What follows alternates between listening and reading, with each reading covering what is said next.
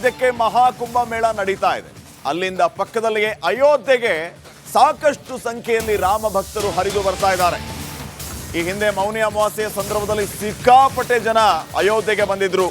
ಇದರಿಂದ ಭಾರಿ ತೊಂದರೆಯಾಗಿತ್ತು. ಹೀಗಾಗಿ ರಾಮ ಮಂದಿರ ಟ್ರಸ್ಟ್ ಅವರು ಭಕ್ತರಲ್ಲಿ ಮನವಿಯನ್ನ ಮಾಡಿಕೊಂಡಿದ್ರು, ಸದ್ಯಕ್ಕೆ ಅಯೋಧ್ಯೆಗೆ ಆದಷ್ಟು ಬರೋದನ್ನ ಅವಾಯ್ಡ್ ಮಾಡಿ ಅಂತ ಹೇಳಿ ಇವತ್ತಿನಿಂದ ಮತ್ತೆ ಭಕ್ತರು ಅಯೋಧ್ಯೆಗೆ ಭೇಟಿಯನ್ನ ನೀಡ್ತಾ ಇದ್ದಾರೆ. ಪ್ರಯಾಗ್ರಾಜ್ ಬಳಿಕ ಅಯೋಧ್ಯೆಗೆ ಸಾಕಷ್ಟು ಸಂಖ್ಯೆಯಲ್ಲಿ ಹಿಂದೂಗಳು ಭೇಟಿಯನ್ನ ನೀಡ್ತಾ ಇದ್ದಾರೆ. ಮೌನಿ ಅಮಾವಾಸ್ಯೆ ಸಂದರ್ಭದಲ್ಲಿ ಭಕ್ತರು ಬಾರದಂತೆ ಮನವಿಯನ್ನ ಮಾಡಿಕೊಂಡಿದ್ರು ರಾಮ ಮಂದಿರ ಟ್ರಸ್ಟ್ ಅವರು. ಈಗ ಸದ್ಯಕ್ಕೆ ಮತ್ತೆ ಇವತ್ತಿನಿಂದ ಹೆಚ್ಚಿನ ಸಂಖ್ಯೆಯಲ್ಲಿ ನೋಡಿ, ಕೋಟಿ ಕೋಟಿ ಲಕ್ಷ ಲಕ್ಷ ಸಂಖ್ಯೆಯಲ್ಲಿ ರಾಮ ಭಕ್ತರು ಬರ್ತಾ ಇರೋದನ್ನ ತಾವು ಗಮನಿಸ್ತಾ ಇದ್ದೀರಿ. ಪ್ರಯಾಗ್ರಾಜ್ನಿಂದ ಬಂದವರು ಪುಣ್ಯ ಸ್ನಾನವನ್ನು ಮುಗಿಸಿಕೊಂಡು ನೇರವಾಗಿ ಅಲ್ಲಿಗೆ ಅಯೋಧ್ಯೆಗೆ ಬರ್ತಾ ಇದ್ದಾರೆ. ಬಾಲರಾಮನ ದರ್ಶನ ಮಾಡಿಕೊಂಡು ಮತ್ತೆ ಕಾಶಿಗೆ ಪ್ರಯಾಣ ಬೆಳೆಸ್ತಾ ಇದ್ದಾರೆ. ಹೀಗೆ ಈ ಎಲ್ಲ ಪವಿತ್ರ ಕ್ಷೇತ್ರಗಳು ಈಗ ಜನರಿಂದ ತುಂಬಿ ತುಳುಕ್ತಾ ಇದೆ.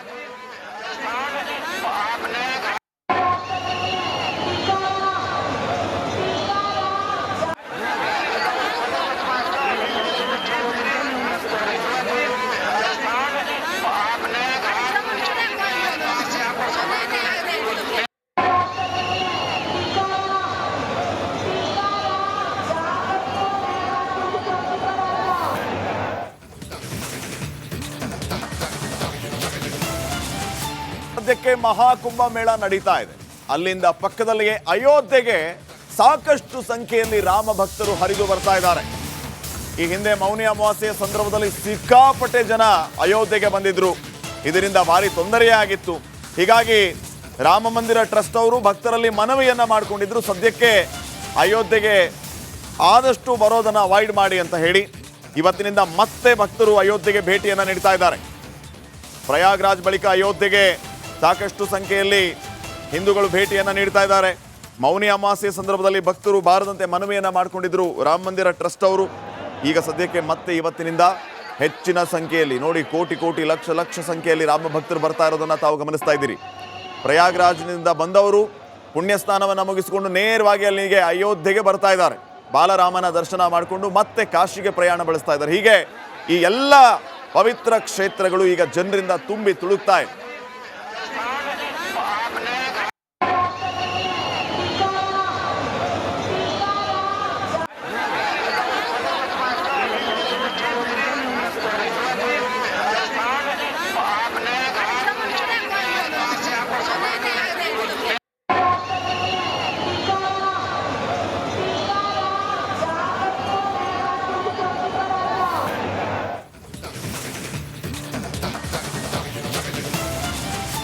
ಸದ್ಯಕ್ಕೆ ಮಹಾಕುಂಭ ಮೇಳ ನಡೀತಾ ಇದೆ.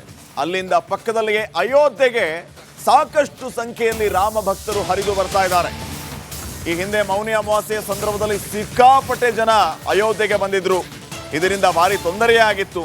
ಹೀಗಾಗಿ ರಾಮ ಮಂದಿರ ಟ್ರಸ್ಟ್ ಅವರು ಭಕ್ತರಲ್ಲಿ ಮನವಿಯನ್ನ ಮಾಡಿಕೊಂಡಿದ್ರು, ಸದ್ಯಕ್ಕೆ ಅಯೋಧ್ಯೆಗೆ ಆದಷ್ಟು ಬರೋದನ್ನ ಅವಾಯ್ಡ್ ಮಾಡಿ ಅಂತ ಹೇಳಿ ಇವತ್ತಿನಿಂದ ಮತ್ತೆ ಭಕ್ತರು ಅಯೋಧ್ಯೆಗೆ ಭೇಟಿಯನ್ನ ನೀಡ್ತಾ ಇದ್ದಾರೆ. ಪ್ರಯಾಗ್ರಾಜ್ ಬಳಿಕ ಅಯೋಧ್ಯೆಗೆ ಸಾಕಷ್ಟು ಸಂಖ್ಯೆಯಲ್ಲಿ ಹಿಂದೂಗಳು ಭೇಟಿಯನ್ನ ನೀಡ್ತಾ ಇದ್ದಾರೆ. ಮೌನಿ ಅಮಾವಾಸ್ಯೆ ಸಂದರ್ಭದಲ್ಲಿ ಭಕ್ತರು ಬಾರದಂತೆ ಮನವಿಯನ್ನ ಮಾಡಿಕೊಂಡಿದ್ರು ರಾಮ ಮಂದಿರ ಟ್ರಸ್ಟ್ ಅವರು.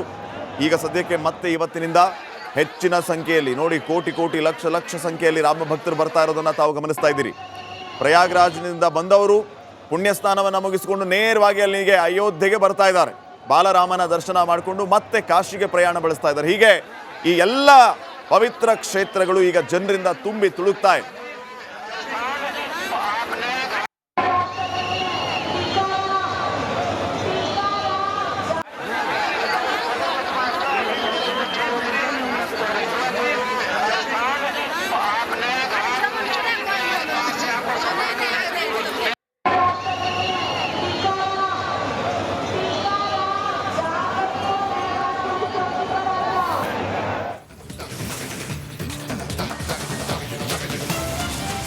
ಸದ್ಯಕ್ಕೆ ಮಹಾಕುಂಭ ಮೇಳ ನಡೀತಾ ಇದೆ.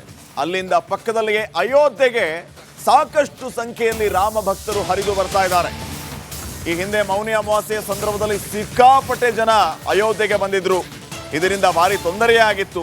ಹೀಗಾಗಿ ರಾಮ ಮಂದಿರ ಟ್ರಸ್ಟ್ ಅವರು ಭಕ್ತರಲ್ಲಿ ಮನವಿಯನ್ನ ಮಾಡಿಕೊಂಡಿದ್ರು, ಸದ್ಯಕ್ಕೆ ಅಯೋಧ್ಯೆಗೆ ಆದಷ್ಟು ಬರೋದನ್ನ ಅವಾಯ್ಡ್ ಮಾಡಿ ಅಂತ ಹೇಳಿ ಇವತ್ತಿನಿಂದ ಮತ್ತೆ ಭಕ್ತರು ಅಯೋಧ್ಯೆಗೆ ಭೇಟಿಯನ್ನ ನೀಡ್ತಾ ಇದ್ದಾರೆ. ಪ್ರಯಾಗ್ರಾಜ್ ಬಳಿಕ ಅಯೋಧ್ಯೆಗೆ ಸಾಕಷ್ಟು ಸಂಖ್ಯೆಯಲ್ಲಿ ಹಿಂದೂಗಳು ಭೇಟಿಯನ್ನು ನೀಡ್ತಾ ಇದ್ದಾರೆ. ಮೌನಿ ಅಮಾವಾಸ್ಯೆ ಸಂದರ್ಭದಲ್ಲಿ ಭಕ್ತರು ಬಾರದಂತೆ ಮನವಿಯನ್ನು ಮಾಡಿಕೊಂಡಿದ್ರು ರಾಮ ಮಂದಿರ ಟ್ರಸ್ಟ್ ಅವರು.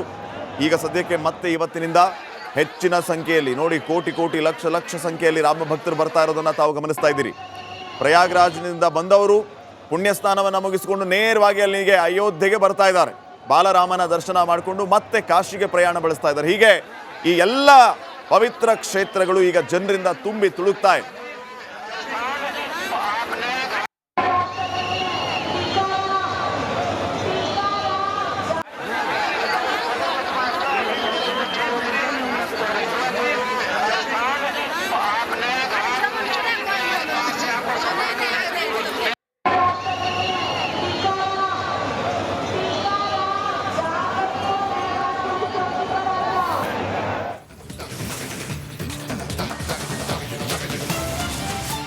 ಸದ್ಯಕ್ಕೆ ಮಹಾಕುಂಭ ಮೇಳ ನಡೀತಾ ಇದೆ. ಅಲ್ಲಿಂದ ಪಕ್ಕದಲ್ಲಿಯೇ ಅಯೋಧ್ಯೆಗೆ ಸಾಕಷ್ಟು ಸಂಖ್ಯೆಯಲ್ಲಿ ರಾಮ ಭಕ್ತರು ಹರಿದು ಬರ್ತಾ ಇದ್ದಾರೆ. ಈ ಹಿಂದೆ ಮೌನಿ ಅಮಾವಾಸ್ಯೆಯ ಸಂದರ್ಭದಲ್ಲಿ ಸಿಕ್ಕಾಪಟ್ಟೆ ಜನ ಅಯೋಧ್ಯೆಗೆ ಬಂದಿದ್ರು. ಇದರಿಂದ ಭಾರಿ ತೊಂದರೆಯಾಗಿತ್ತು. ಹೀಗಾಗಿ ರಾಮ ಮಂದಿರ ಟ್ರಸ್ಟ್ ಅವರು ಭಕ್ತರಲ್ಲಿ ಮನವಿಯನ್ನ ಮಾಡಿಕೊಂಡಿದ್ರು, ಸದ್ಯಕ್ಕೆ ಅಯೋಧ್ಯೆಗೆ ಆದಷ್ಟು ಬರೋದನ್ನ ಅವಾಯ್ಡ್ ಮಾಡಿ ಅಂತ ಹೇಳಿ. ಇವತ್ತಿನಿಂದ ಮತ್ತೆ ಭಕ್ತರು ಅಯೋಧ್ಯೆಗೆ ಭೇಟಿಯನ್ನು ನೀಡ್ತಾ ಇದ್ದಾರೆ. ಪ್ರಯಾಗ್ರಾಜ್ ಬಳಿಕ ಅಯೋಧ್ಯೆಗೆ ಸಾಕಷ್ಟು ಸಂಖ್ಯೆಯಲ್ಲಿ ಹಿಂದೂಗಳು ಭೇಟಿಯನ್ನು ನೀಡ್ತಾ ಇದ್ದಾರೆ. ಮೌನಿ ಅಮಾವಾಸ್ಯೆ ಸಂದರ್ಭದಲ್ಲಿ ಭಕ್ತರು ಬಾರದಂತೆ ಮನವಿಯನ್ನು ಮಾಡಿಕೊಂಡಿದ್ರು ರಾಮ ಮಂದಿರ ಟ್ರಸ್ಟ್ ಅವರು. ಈಗ ಸದ್ಯಕ್ಕೆ ಮತ್ತೆ ಇವತ್ತಿನಿಂದ ಹೆಚ್ಚಿನ ಸಂಖ್ಯೆಯಲ್ಲಿ ನೋಡಿ ಕೋಟಿ ಕೋಟಿ ಲಕ್ಷ ಲಕ್ಷ ಸಂಖ್ಯೆಯಲ್ಲಿ ರಾಮ ಭಕ್ತರು ಬರ್ತಾ ಇರೋದನ್ನು ತಾವು ಗಮನಿಸ್ತಾ ಇದ್ದೀರಿ. ಪ್ರಯಾಗ್ರಾಜ್ನಿಂದ ಬಂದವರು ಪುಣ್ಯ ಸ್ನಾನವನ್ನು ಮುಗಿಸಿಕೊಂಡು ನೇರವಾಗಿ ಅಲ್ಲಿಗೆ ಅಯೋಧ್ಯೆಗೆ ಬರ್ತಾ ಇದ್ದಾರೆ. ಬಾಲರಾಮನ ದರ್ಶನ ಮಾಡಿಕೊಂಡು ಮತ್ತೆ ಕಾಶಿಗೆ ಪ್ರಯಾಣ ಬೆಳೆಸ್ತಾ ಇದ್ದಾರೆ. ಹೀಗೆ ಈ ಎಲ್ಲ ಪವಿತ್ರ ಕ್ಷೇತ್ರಗಳು ಈಗ ಜನರಿಂದ ತುಂಬಿ ತುಳುಕ್ತಾ ಇದೆ.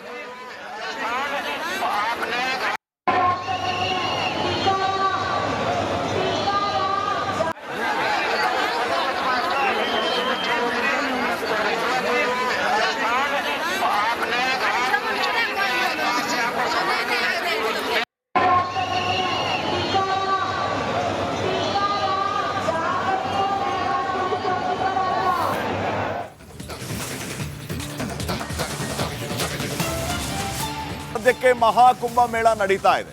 ಅಲ್ಲಿಂದ ಪಕ್ಕದಲ್ಲಿಯೇ ಅಯೋಧ್ಯೆಗೆ ಸಾಕಷ್ಟು ಸಂಖ್ಯೆಯಲ್ಲಿ ರಾಮ ಭಕ್ತರು ಹರಿದು ಬರ್ತಾ ಇದ್ದಾರೆ. ಈ ಹಿಂದೆ ಮೌನಿ ಅಮಾವಾಸ್ಯೆಯ ಸಂದರ್ಭದಲ್ಲಿ ಸಿಕ್ಕಾಪಟ್ಟೆ ಜನ ಅಯೋಧ್ಯೆಗೆ ಬಂದಿದ್ರು. ಇದರಿಂದ ಭಾರಿ ತೊಂದರೆಯಾಗಿತ್ತು.